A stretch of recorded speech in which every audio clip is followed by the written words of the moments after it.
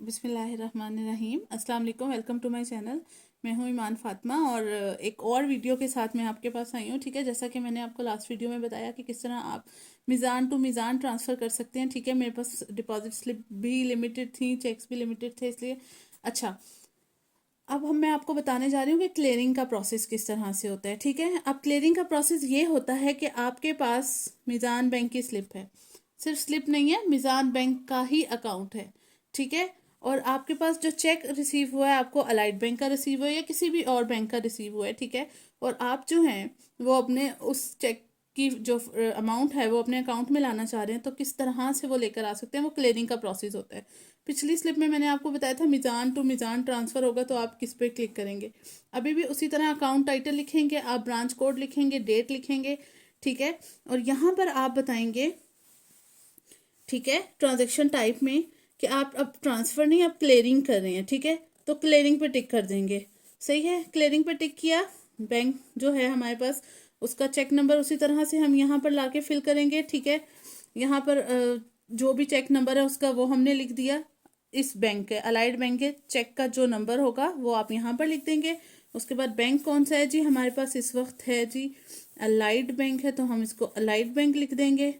ठीक है, और इसी तरह से जो भी उसकी ब्रांच है वो साथ लिख देंगे। ठीक है, अच्छा, अब अमाउंट है, जो भी इसकी अमाउंट होगी वो हम यहाँ पर 20,000 लिख देंगे। ठीक है, और इसी तरह से नीचे आके हम लोग सारी डिटेल्स फिल करेंगे। अगर आप खुद जमा करा रहे हैं, आप ही के अकाउंट में जा रहे हैं और आप खुद ही हैं, तो आप सेल्फ पे टिक कर देंगे।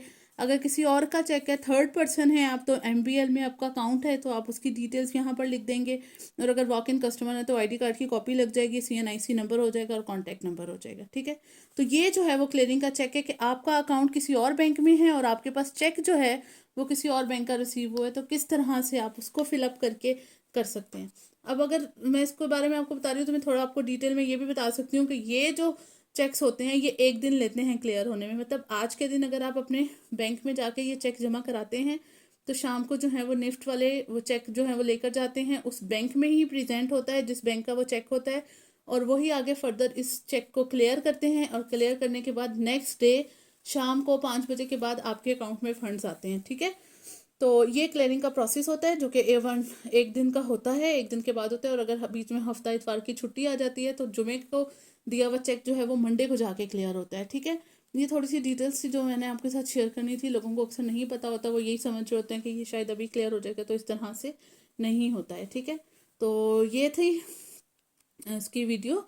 और आप देख सकते हैं मेरे पास ये पुराना चेक पड़ा था और मैं ऑलरेडी इसकी भी बहुत सी वीडियोस डिटेल में आपको बता चुकी हूँ। तो अगर आप देखना चाहते हैं तो ज़रूर मेरा चैनल विजिट करें, आपको जो है ये वीडियोस मिलेंगी और बहुत सी हेल्प भी मिल जाएगी। ठीक है, थैंक यू सो मच, अपना बहुत सा ख्याल रखिएगा।